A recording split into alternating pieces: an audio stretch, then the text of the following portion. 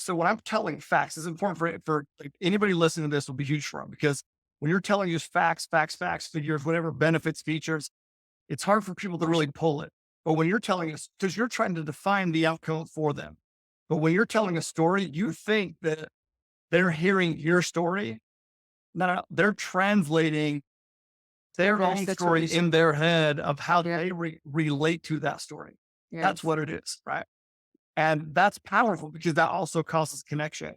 And one of the most important things you can do with inspiring and, individuals to move forward and do anything is to connect.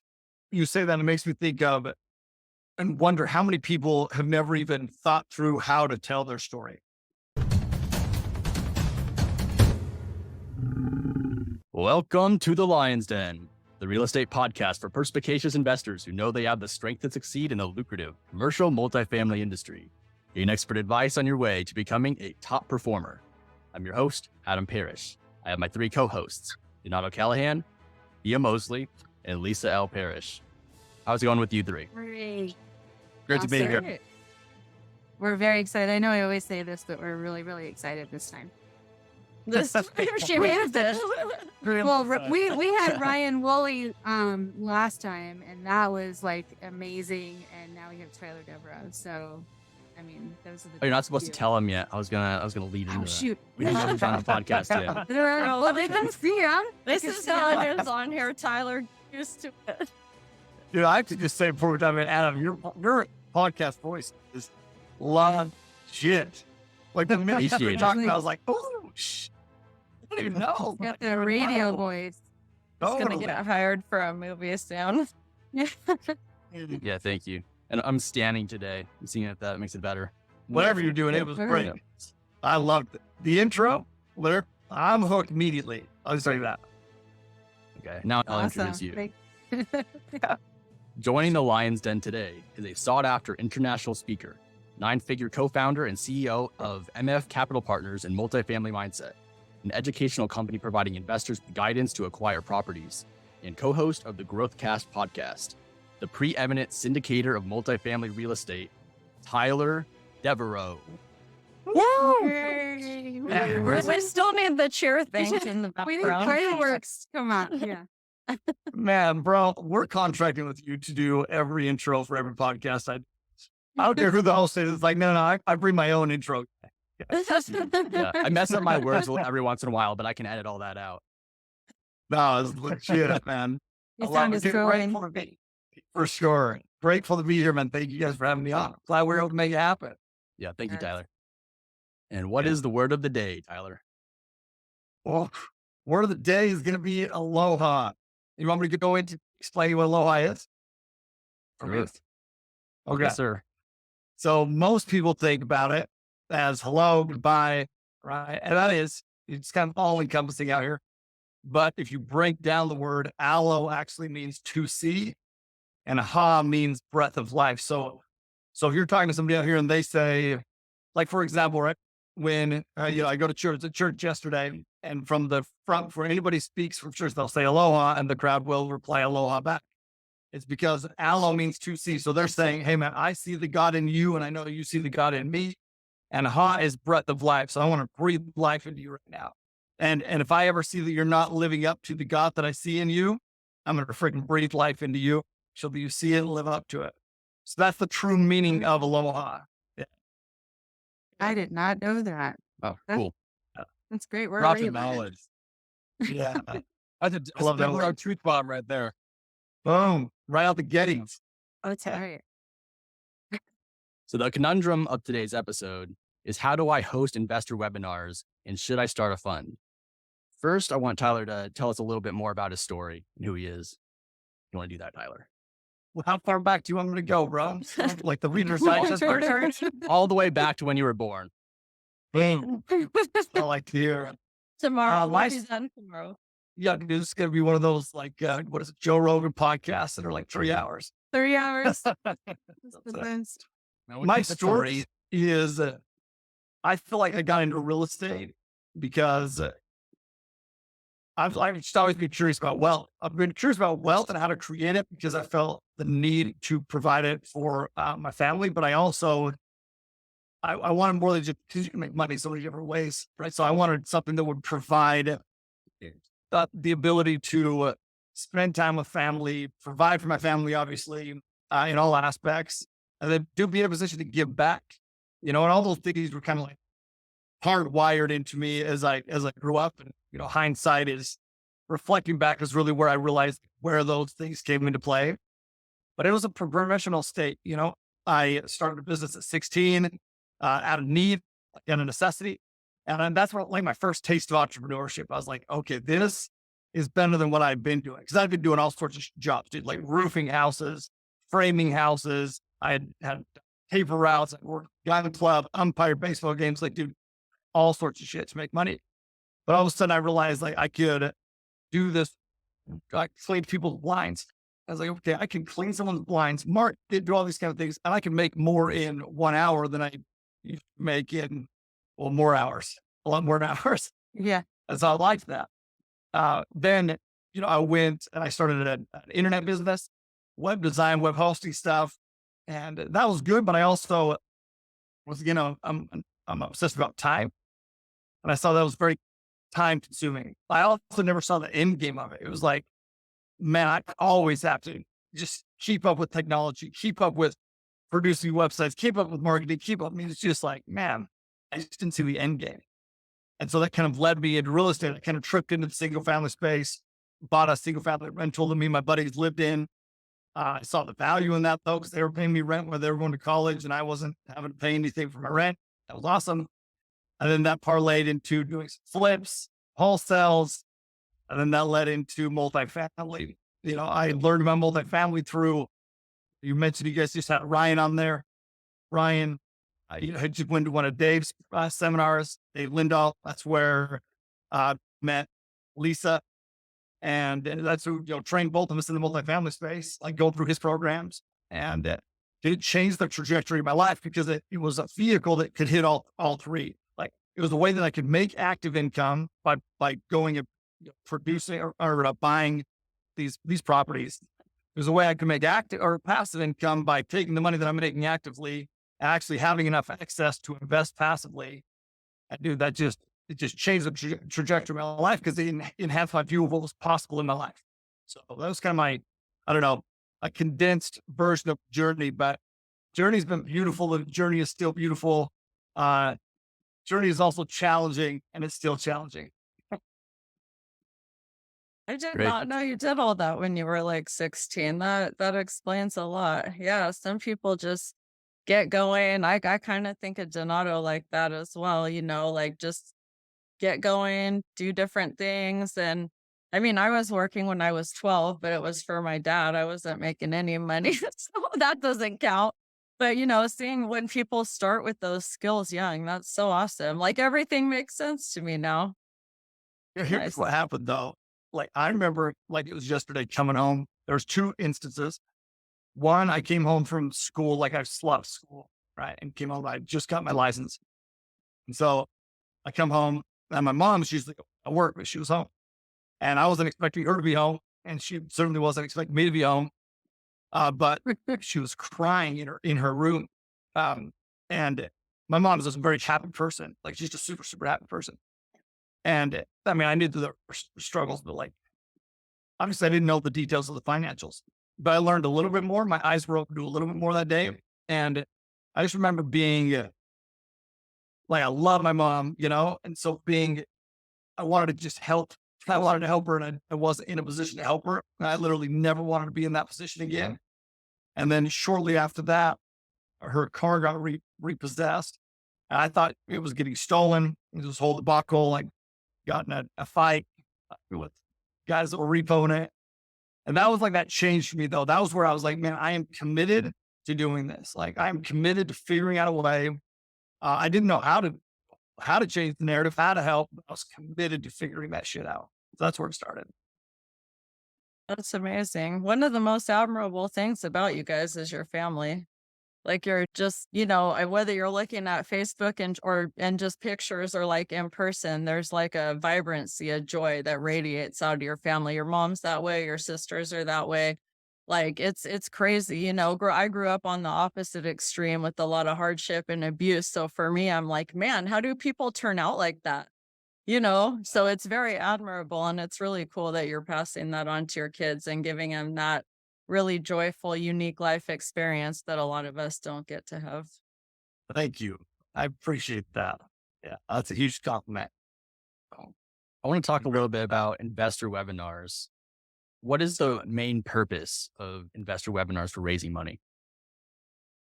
So it's to raise money, right? That's the main purpose, but it's scalability too. Like I look at this one-to-one type model where you're raising money one-to-one on one-to-one phone calls. It's like, man, that is a tough way to scale your business. You kind of have to start that way though, right? You have to start that way.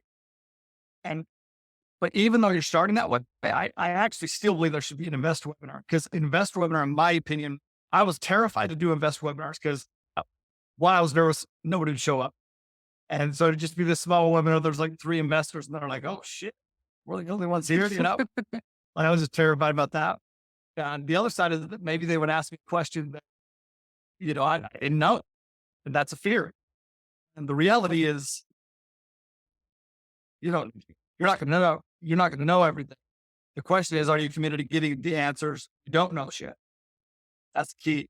But I found investor webinars so powerful because you're able to lay this foundation, build credibility with the investors because they're seeing you live, have this conversation. Some of my favorites that I've ever done were with Lisa, me, you, Sarah, when we would do those. Like I loved those, you know, and they're asking questions and they're seeing how you reply and respond to those questions, which is awesome credibility with your investor. And then you can wrap everything up, you know, behind the scenes, one-to-one. Then you'll get better and better at webinars where you'll send an email, do a webinar, and maybe a few of them will need some, you know, follow-up calls. Maybe, you know, some of them don't. And then you get better and better where the majority don't, and just a few do. So it's scalability, right? Those webinars, scalability and credibility, I would say is what I would narrow it down to. And you know it's good when you're done and the raise is complete. There were times where we would be done with that webinar and you guys would look at, you know, the numbers and say, well, we just hit all the numbers that we needed to, all the soft commits we needed. Yep. It's an amazing feeling. Yeah. What's amazing is when like we get notifications when they submit their reservation. So you're on your webinar and all of a sudden you like see these notifications popping up, reservations, and you're like, oh shit. So that feels like, I'm telling you, like when you're seeing that on a webinar, your confidence increases a ton. And that is felt like it's a sales webinar, and a sales is just transference of belief. It's the transference of energy. And so when you see this buy-in from other people, even though your belief better be high going into it, when you see that belief being transferred to other people, now your belief increases even higher, which now you vibrate essentially at a higher frequency to help get other people over the edge, which is so true. I can say one thing about Lisa. You know, we've been doing some recently, and I love her answers. I know I've always been like a fan of her teaching just because I'm one of those people that wants it like blunt. I don't want like a bunch of stuff, you know, and I feel like she has that transparency. And like you said about energy, people feel that from us. They feel if we're genuine or whatnot, right? And so when we're on these calls, I think people can really feel like this is a real person who's down to earth. Donato is really good at speaking as well, but her answers are just real and practical. And I'm so proud every time we have a webinar and she answers a question. I'm like, she is so good with compliments. But yeah, I mean, I'm not good at bullshitting. That's like it's a good and a bad thing. But no, that's why I love doing webinars with you, because we balance each other out, because I'm great at bullshit. Yeah. I'm bullshit. No, it's fun though. Like you really are. Your answers are very practical because you do the business. Like you do it, you know it. So now you just say it how it is. And I believe that's I believe some of the biggest mistakes people make on webinars is trying to, they avoid just the directness You just got to be direct. Direct is a great thing, and investors respect the hell out of that. These are accredited investors. Like, right. So not just trying to tell them what they want to hear or what you think they want to hear, because a lot of the smart investors, they don't want you. They're testing you. They don't want to hear a bunch of bullshit. They want to hear the negative. They want to hear the risks. They want to hear how things could go wrong and how we're going to mitigate those risks. I think we really get it. Yeah, I agree. And I think that's one of the most important actionables that anybody could pull from this is that they are testing you, and they're not testing you in the ways that you think they are. They're testing you in, will you actually tell them what they do, what they already really know, which is the third risk and what are the risks and how do you plan for them? How did you spot them? What don't you know? Like, you just tell them that's your test. And if you do that, first off, that's once again, credibility, trust, and that will gain massive momentum for you. Yeah. So directness, candidness. Are there any other most common mistakes that people make with webinars? So I will tell you, I'll tell you the things that I believe there's some critical components of a webinar, right? And one of them is in the very beginning, because people are coming on like it. Anybody listening to this is going to test this. You get on a webinar, and you're like, okay, am I going to stay on this webinar? And so creating urgency in the very beginning I think is critical, because that's going to build momentum, and then you have to maintain the momentum. So you can create that urgency a couple of different ways. You can do hooks of what you're going to talk about. You can talk about benefits. Certainly you can I think one of the best ways is some social proof, whether we're talking about, like, for example, the webinars that we would do. And I'm just saying this because you can relate to what we would do. The first thing we would talk about would be our track record. Why? Because that's social proof. There is, there's laws, right? Laws of, geez, what's what I'm looking for? Aloha. Reciprocity. I'm trying to think of laws, not reciprocity. I can't think of anything else. Gravity. No. Influence. That's what I was thinking for. Influence. Geez. And one of them is the social proof aspect. And so certainly social proof through testimonials, social proof through track record. That stuff is huge. The other thing in the very beginning is just having a clear objective on the webinar. I think very few people actually go into a true webinar with a true objective. At least when we would get on a webinar, would we just get in there and wing it, or did we know the flow of the webinar? Yeah, we always knew what the questions were going to be. Sarah was the one that was asking us questions. A lot of times it was just me and Tyler. And she would send us, here's all the questions. Which one of you wants to take which questions? And we would break them up and we would go back and forth. So no one ever got sick of hearing one or the other one of us. That's a huge actionable too, because sometimes we make it look like we don't know what the question is. And we make it look like it's very conversational, right? Because once again, people want to know that, people want to feel that. So you have to understand, like, you don't want it to be a canned thing, right? Like you're reading sort of a script or something, right? But there's a flow. We knew the direction of the webinar. Sometimes she would ask every question. Sometimes she wouldn't. It was just, it depended on the flow of the webinar. But we knew that, and it allowed us to think through, like, our answers. Right? Like, what's the most concise, direct, correct answer we can give you here, so that it's thought out instead of thrown out, right? Like, just like thrown out at the moment, we can actually think it out beforehand, or at least an idea of it. Yeah, and you knew that we did well, not only by the soft commits, but also by the fact that we didn't actually have a whole lot of questions at the end. So the fact that we didn't have a lot of questions tells me that we actually were thorough enough for people to do the soft commits without having to ask a bunch of following. That's another thing, though, that I would even say is, so in the beginning, right, gaining some momentum, some urgency, and then number two is maintaining the momentum. And I think that part of the way we do that is by answering questions throughout. So people would be asking some questions. Sometimes it would apply, sometimes it wouldn't. And sometimes Lisa and I would engage and answer those questions, but we had our other team members on there answering those questions too. Right. So that's keeping them engaged the whole way through, right? And then we've already kind of talked about this, but I want to drill it home again because I think that it's a key aspect, which is focusing far more on avoiding pain than the gain, right? Like, so I think one of the biggest, you asked me the mistakes on, biggest mistakes on webinars. I think one of the biggest is just going in there and just freaking selling the shit out of it. This is how great it is. This is how come it's so great. And you need to do those kind of things. There's a reason you're buying the property, or there better be a reason you're buying the property. But dude, you need to lean a lot more towards avoiding, especially in today's environment. Like today's environment, it's risk avoidance. It's the pain could even be on the other side, like the pain that you're going to experience by missing out on it, certainly. But dude, the pain, and you need to avoid the pain, man. This is the problem that's going on. This is how we solving it. Not just all these cherries on top. Like, over the last couple of years, it's been people are like, risk. There's no risk. The market is going to grow. It was all cherries. Yes. Okay. It's only going to make 25% return. Oh my God, that's horrible. It's it's great. Today's market is very different, very, very different.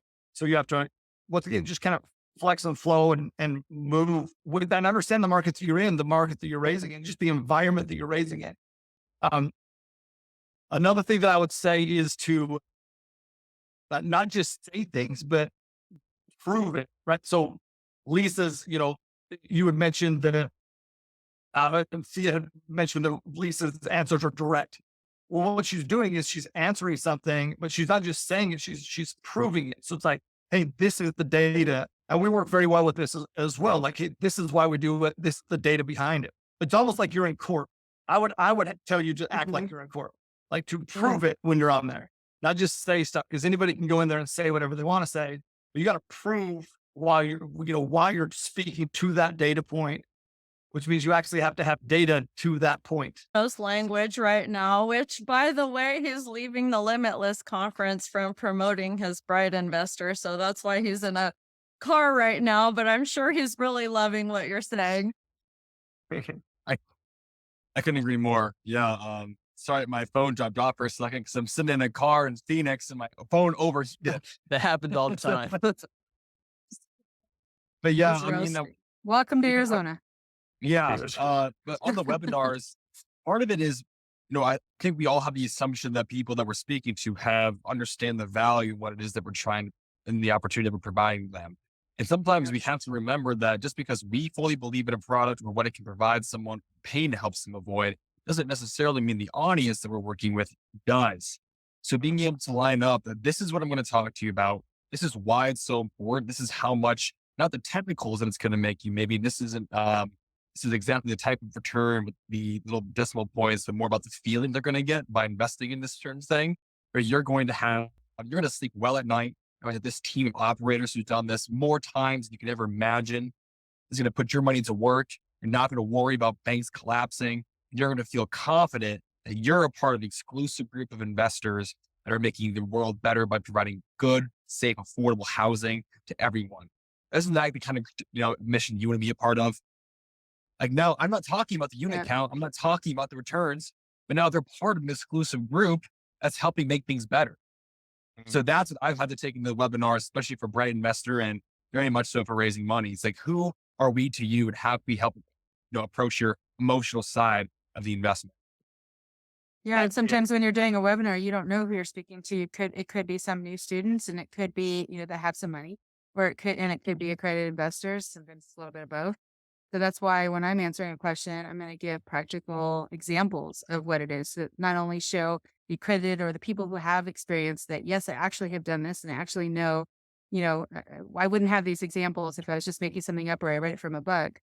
But then, that also helps like a new student that's coming out that really doesn't know what we're talking about, to kind of break it down into very simple, I don't speak in big words or anything like that. So very simple and what people can actually relate to and understand.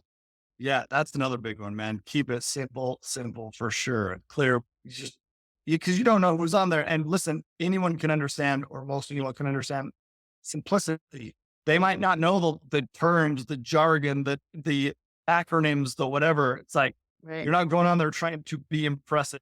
Right? You're going on there to be relatable. Yeah. Exactly. LOI. People love to disprove those that come off as so impressive or so great that like, well, I need to make sure I need to maintain my ego. I need to maintain my, independence by not agreeing with you. And so, Hey, bro. he, No, keep going. Sorry. Keep going. yeah, it's just like, especially when I find that I'm talking to individuals and maybe I'm in a topic I'm really passionate about. I'm talking all about it, and I'm getting really into the jargon and the weeds. You start to see people's eyes glaze over, and people love to. People want to be right. People want to be knowledgeable. People want to be the expert. It feels good when you know a lot about something. And so in those moments when you get really excited, I have to hold myself back because now people are going, what is he talking about? I want to maintain my independence as someone who knows what they're talking about. And so I need to go against what he's saying so I can maintain my own independence.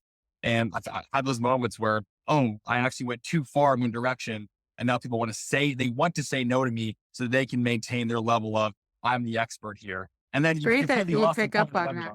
It's really great that you pick up on that because there's a lot of people that just talk and they have no idea what other people are, how other people are reacting. And you really need to be able to adjust with who you're talking to and how that look on their faces. Exactly. That's so good. That's so good. Just being aware and reading your audience, right? Because it tells me this, the fact that like how they're responding shows that you actually care about the people who are on the call. The people who don't recognize the people who are just too self-absorbed. They're not even, they forget that other people are even on. They're just there. So dude, I learned this the hard way, by the way. I learned this the hard way from speaking. The first times I ever started to speak, I wanted to be impressive, right? And I felt like I was getting people who were trying to be so combative, and I'd be like, why are people such assholes? Like I'm always trying to combat. And it was a small shift. And the small shift was exactly what you just said, which is, dude, I don't know it all. And just going in, understand, I don't know it all. I know some stuff, but I don't know it all. I'm going to tell you what I do know. Speaking in simple terms, being excited to share the information, not prove the information. Share it. You even say it in your classes. I've said in on lots of your classes. And that's how you start out with. You start out with jokes. You start out with showing everyone that you're a real person. And you tell people on the experience that you have, but that you don't know everything. And, but you also, poise yourself in a very strong way where people are going to, regardless of what kind of experience they have, where people are going to want to sit and listen and realize this guy has, information that could really help me. Tyler, have you read Russell Brunson's Expert Traffic and Expert Secrets? Because check it out. What that book outlines is a webinar in speaking in front of live audiences, how to structure it. But what he puts down is exactly what Lisa's talking about, what you already do. So when you start talking to someone, you just say, look, here's who I am, but I wasn't always like this. I came from this. I failed in these ways. And to say that to get here, I wasn't just plopped here with all the knowledge, magically put into my head. I had to fall on my face, get back up, fall on my face again, get some teeth surgery to think of that whole thing, start running, and then scrape my knee again, and then showcase that journey of information to now I'm at the point I've gotten those scrapes and bruises. Now I can share this opportunity or this information with you. And Lisa's great at that because she could talk about the fact that we moved the whole family over. North Carolina, we were going there. We were doing the small complex. We didn't know what we were doing. We were knocking on doors. I didn't speak Spanish at the time. I didn't know how to speak. Students love to hear all the mashups and all the things that I didn't know and all this. And I was a waitress, and then I'm just a normal person. Tyler, when I come to your classes, I remember one time I was, bragging about how I barely graduated high school. And you're like, wait a second, that's my thing. So we were bragging about how we didn't go to college. And, but I think that, when I'm speaking to the students, one of the things I love so much about coming to your class and talking to the students and telling them my story, and how it doesn't start out real well. And people didn't really think that we were going to have huge success. But I see a lot of the students looking at me, and I saw some with tears in their eyes, where it's like, oh my gosh, I think I can do this. And that's the most powerful thing. All of us successful people are going out there and bragging about what we have means nothing to anyone. In fact, that actually does the opposite. But when Yep. we come out there and we actually let them know, we're just like you. We started out just like you. The difference, or really what we did was we worked our butts off and we made it through a lot of really hard times and we never quit. And that's the secret. Don't quit. Keep going. That's it. It's that simple. People appreciate vulnerability for sure. And I think what I've learned too, and you guys can tell me if I'm wrong, is it seems like a lot of accredited investors, at least people we know, they're not really familiar with this. So they can be accredited and making all this money, but they're not familiar with what we're doing. And this is for, there's so many new people wanting to get into investor relations and raising money. But there's like people like that, but they don't really understand how this works. And you can kind of tell by their questions, and how you answer that is so important because, it's, if you don't really even understand syndication and how that works, which I don't believe you do until like deal 2 or 3, I don't know.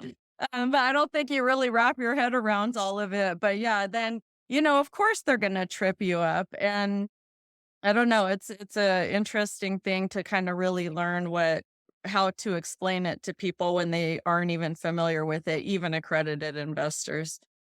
Yeah. And what to speak to. You think about the different examples that we're given. It's really storytelling. I look at it as storytelling. Like you're just telling a story. And its story has 3 basic components. I call normal. Well, this is from a book I read. I think it's called something with stories in it. Stories that stick or something. I think it was stories that stick.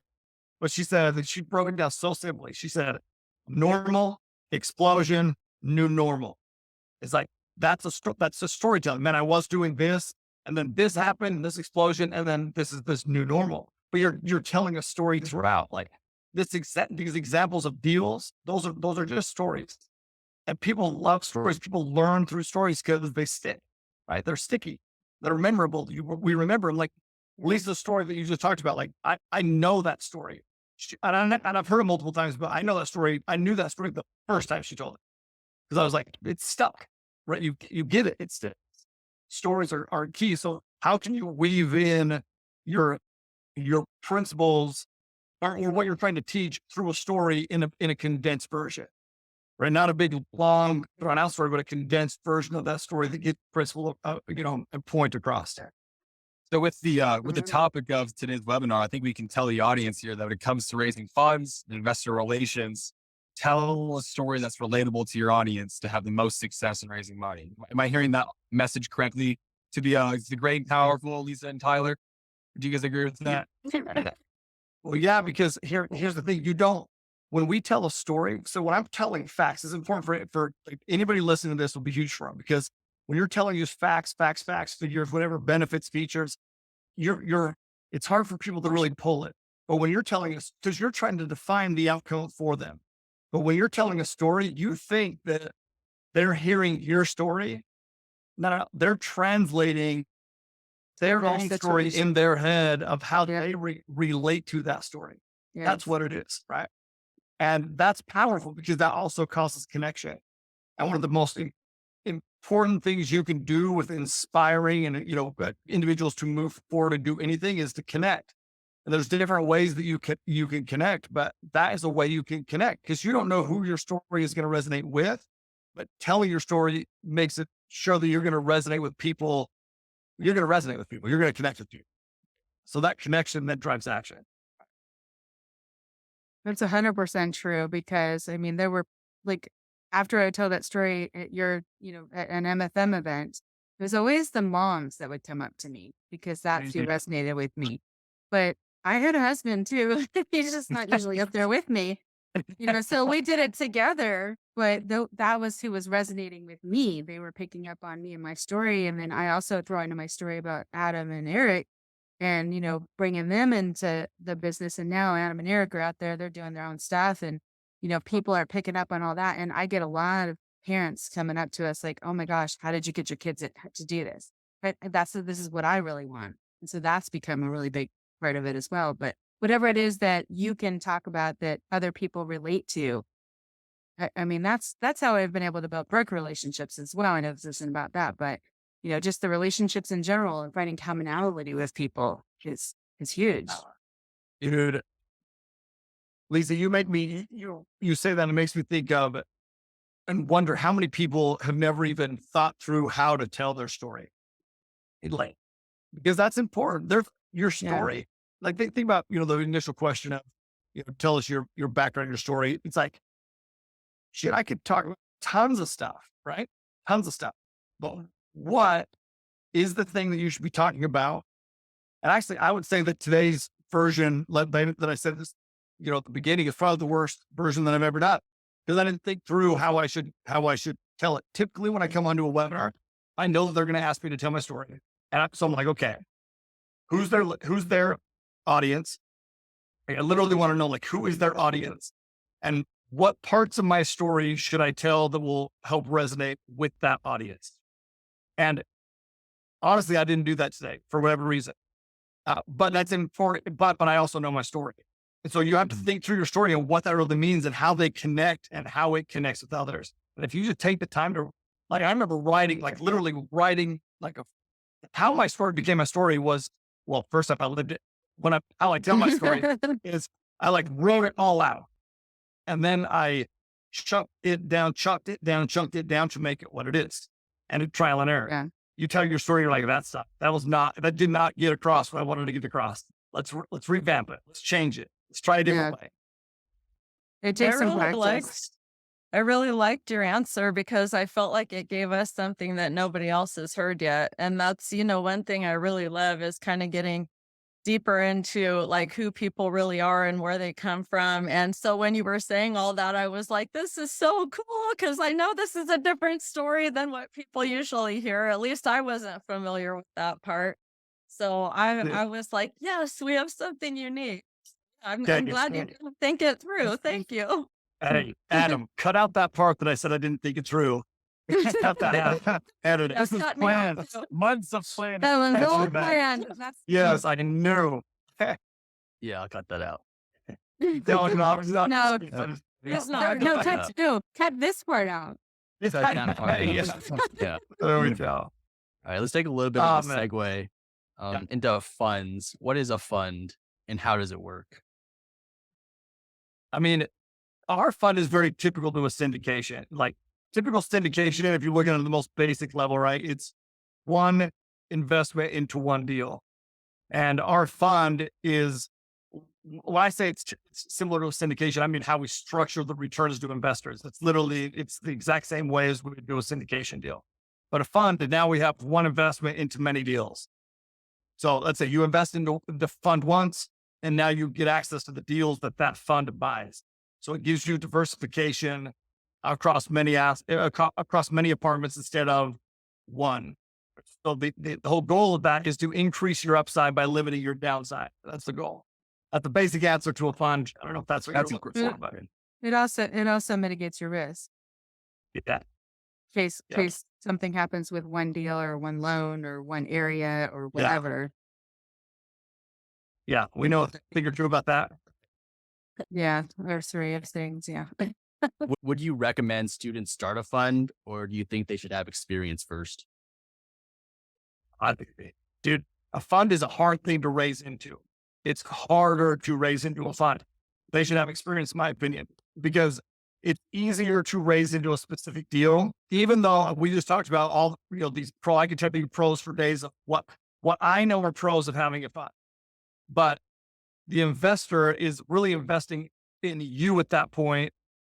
And now you have the autonomy to go buy these deals. So they really are investing in you. But if you don't have a track record of success, you haven't taken deals full cycle, it's very hard for an investor to really trust the outcome of the investment that they're investing in. And so it's way more difficult to raise money into a fund than it is for an individual syndication.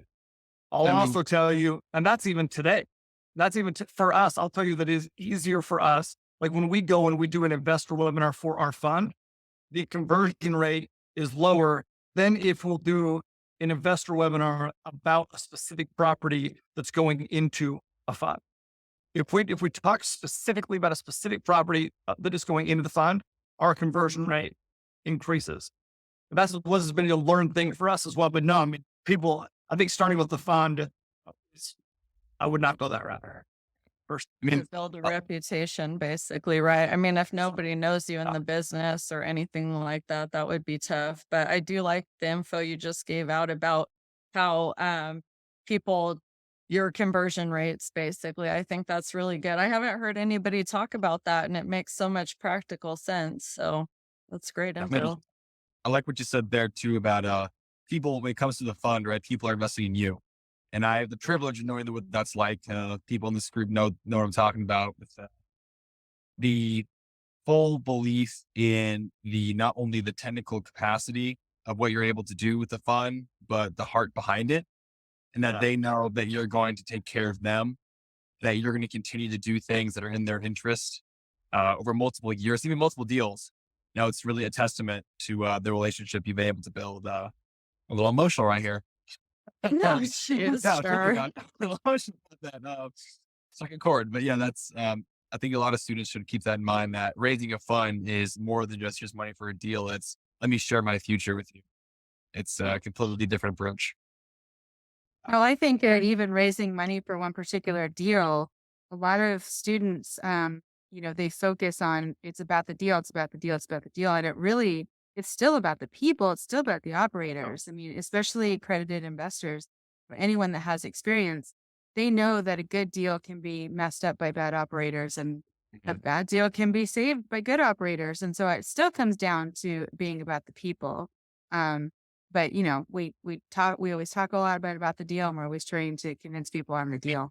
But it really is, who are your sponsors? Who's your experience? Who is going to come save the day when shit hits the fan? Who are the operators that are going to be running it? It still comes down to mostly about Totally. I interviewed Fina Jetty on our podcast. I don't know. One thing I saw that, and I love I just her. saw that. I haven't listened to it. She is so great. I saw that last night. It was great. Yeah. I don't know. Did you hear the part where she was talking about, I think she called them tourist investors or real estate tourists or something like that. And it's essentially operators they see what's happening in the space. And so they're just like, oh, I'm not coming in. I'm just gonna kind of dabble them and kind of dip a toe. Yeah. That's it. Those people are people that will be in massive amounts of trouble. It's like, you have to be committed to the process. You have to be committed to the process. And so if you're going in and you're trying to, once again, this is about raising capital for deals, right? So you're trying to raise capital for deals and you're dabbling, you're not fully committed. And even if you're saying that you're fully committed, if you're truly not fully committed, people feel what feel your intention far more than they hear what you say, right? They're going to feel it. Energy is real, dude. One of the biggest ways to gain credibility is to be true to who you are. To really, because if not, you're going to be saying a story that's not a real story, right? You're going to be saying something that's not true. And you're going to be wondering why you can't build trust and credibility with investors. First off, it's because it's not true. And people, you discredit people's ability to feel things, dude. Energy is real. And so you got to be all in and not just say it, but do it, right? To be all in. Absolutely. Absolutely. And that's why you can show people you've gone full circle and they can see that, you've been able to pay investors full circle and that you've committed to a full project, and especially if you've got multiple full projects. To me, I think that's the key. That's really the key to, and that's why we have to, and I've been, harping this with everyone is, stop talking so much about like this number and these numbers. Those numbers are all projections anyway, right? We don't know what's going to happen in the market, but what we do know is that things are not going to go as we plan. We know that things are not going to go as our business plan says, or, here's our worst case scenario. Well, maybe it's the worst case scenario. Maybe we don't know COVID's coming around the corner or something, Yeah. I mean, we don't know what we don't know. So what they need to know is that we have operators, like this is one of the things I say on the webinars lately is, I don't know what's coming around the corner. We've tried to, think of everything that we could think of to try to mitigate risk. We don't know. But what we do know is that we have been through so many scenarios and you have a lot of capable people that are running this project. And when something happens, we will get together and we will come up with what is going to be the most advantageous to our investors, because that's all of our top priority. And as long as the investors know that, they're going to feel a lot more comfortable knowing that they've got capable people who are going to come together and figure out how do we fix this? How do we, just like we did with COVID. I remember when COVID was happening, the stuff that we had to go through. Totally brainstorm together and see different perspectives and Yes. working together. But what's cool about when you're talking about those kind of things on a webinar, what you're really doing is you're taking ownership for the journey of this that this investor is about to go on. And that should build, like you're saying, you're taking responsibility for the journey. And if you even think of the word responsibility, it's your ability to respond. You're like, dude, we have the ability to respond, and we're also willing to respond. And we know that we're going to have to respond. Yes. We're very, able to do it. It's like you're taking ownership for it, responsibility for it, which is key. People feel that too. People feel our energy with each other. That's something I really use to our advantage because, sometimes we'll get on calls. Donato and I did some together where maybe somebody was newer in multifamily and they have an investor and, they're not really familiar with what to say. And it could have been me, or it could have been him, or it could have been Lisa. But even on our webinars too, like they feel our energy with each other. And so we got on a couple of calls with people. And at the end, I felt so pumped. I felt like him and I, we just like bounced back and forth. He's he's different.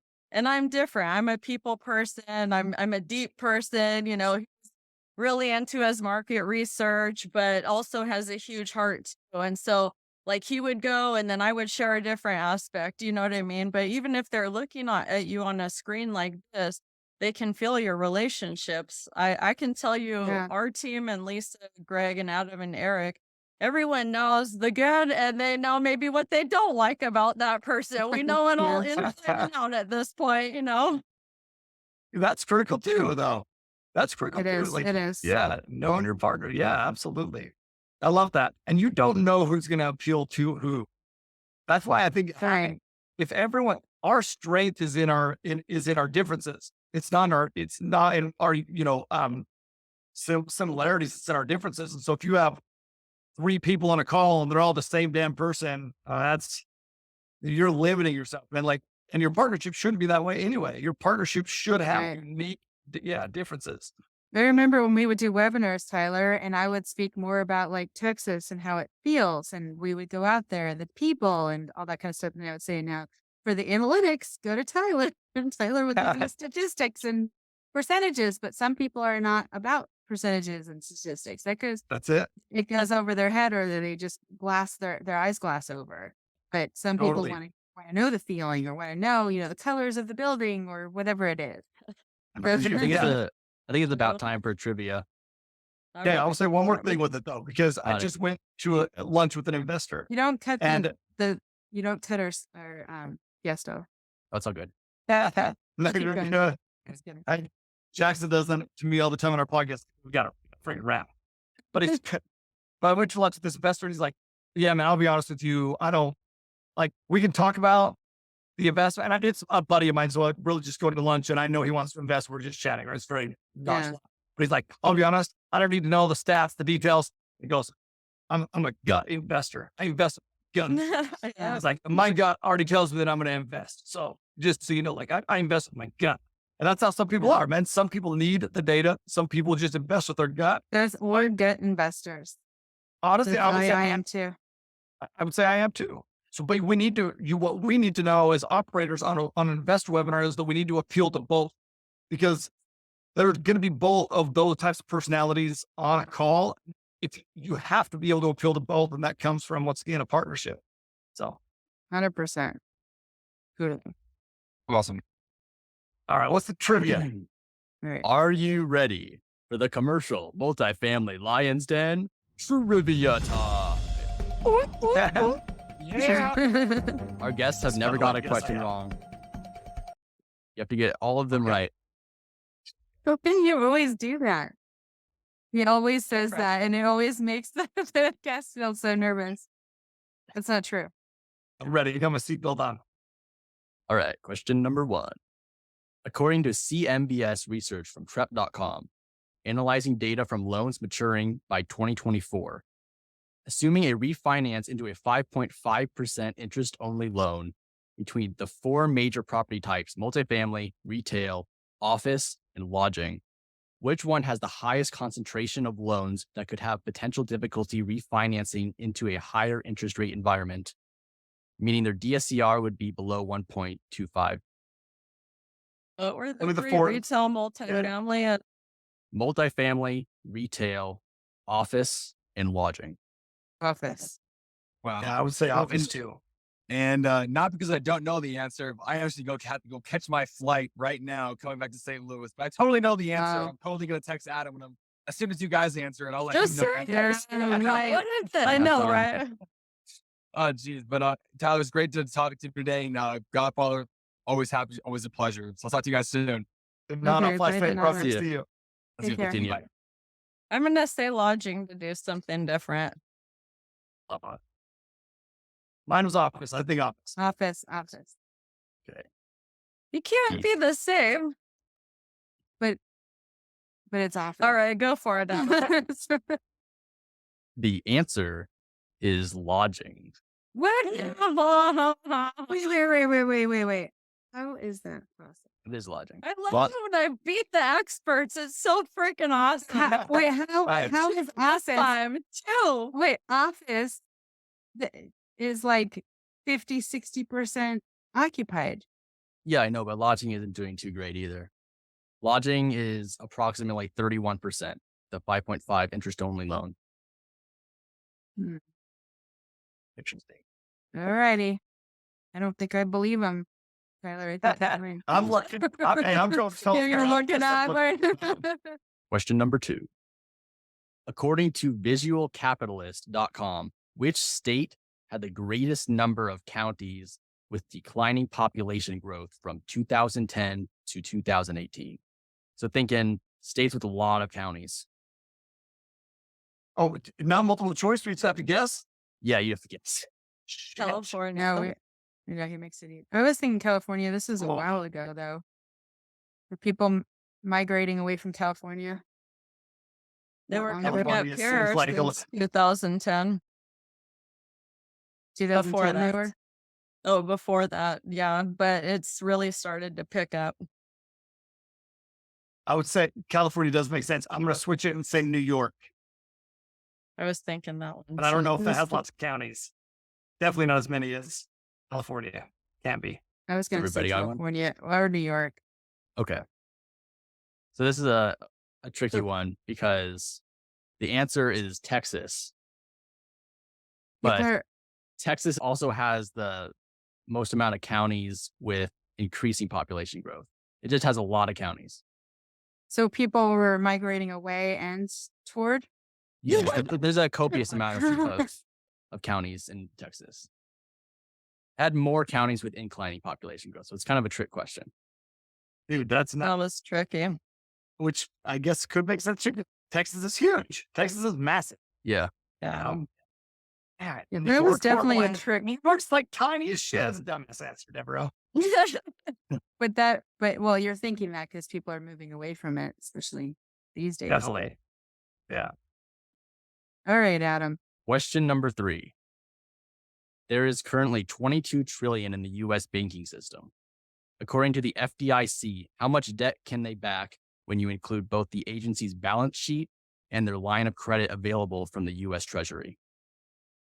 What does this get like harder every episode or what? Where is this coming shit. from? Give us easier stuff. We What- got what- multiple choice, bro. I know. I agree. I There don't should know be that. multiple choice. Donato's do not on multiple choice. here, so the only person that Sure, give probably us some has any options. clue is not here. Okay, I'll give you some options. 1.54 trillion, 224.5 billion, or 105 billion. Okay, you looked up in the air for the last two, so clearly it's not those since you just pulled it on your butt. Maybe I tricked you. Doubt it. The first one, whatever that was. What was the first number again? You said Yeah, that's right. 1.54 Yeah. trillion. Yeah, 1.54 trillion. 2.224 No, billion. 224.5 billion or 105 billion. I say 105 billion. I would say the first one. I think the first one. Still my answer. Yeah, me too. The trillions, yeah. The answer is 224.5 billion.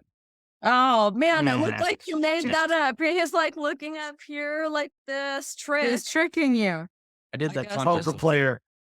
Dude, poker player. Right. Yes. Dang. These are tough, Right. bro. I know. Yeah, I You know. need to make them easier. We're not getting smarter. I thought you would. Just thinking we're getting We're not smarter. getting smarter. Goodness. Now you want to invest your money with us, don't you? Hey. Not in trivia. Yeah. Don't bet on us in trivia.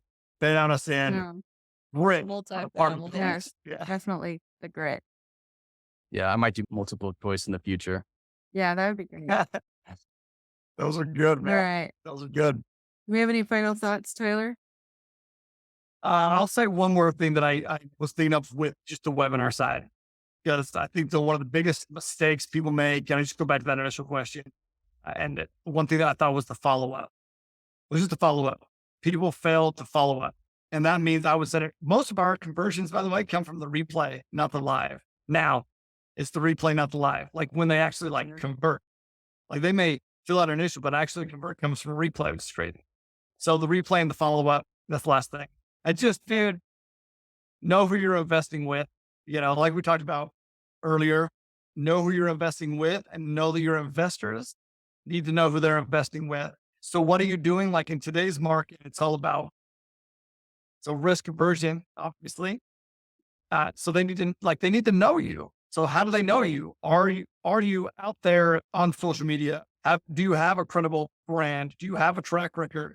Do you know people that they may know in the space? It's like the more that you can build those things up, the better.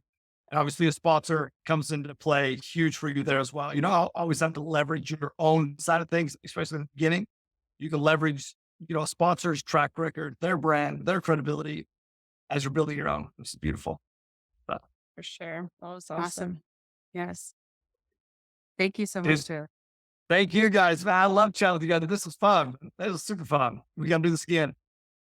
Yeah, Absolutely. it's very different. It's more just like, having a conversation, but I think I think students really can resonate with just us regular people, but we're all very different and get a lot of different perspectives. Yeah, I loved it. Adam, you killed it, by the way, bro. Super impressed, man. Once again, the podcast voice is Thank just, you. Yeah, thank you. You energized me at the beginning with all the compliments. seriously, I don't know if you saw my smile when you first started. The minute you started speaking, I was like, oh, shit. I wasn't expecting it. I loved it. Thank you for listening to the Commercial Multifamily Lion's Den podcast. If you enjoyed today's show, make sure to leave us a like, subscribe, and share with anyone you think can gain value from today's episode. What conundrums are you facing? Let us know in the comment section below, and we'll get to it in a future episode. If you're interested in passively investing with us, you can go to am-multifamily.com, or you can email Fia at am-multifamily.com. Those links will be in the show description on the Lion's Den Facebook page and website. Thank you, and have a roaring day. Awesome.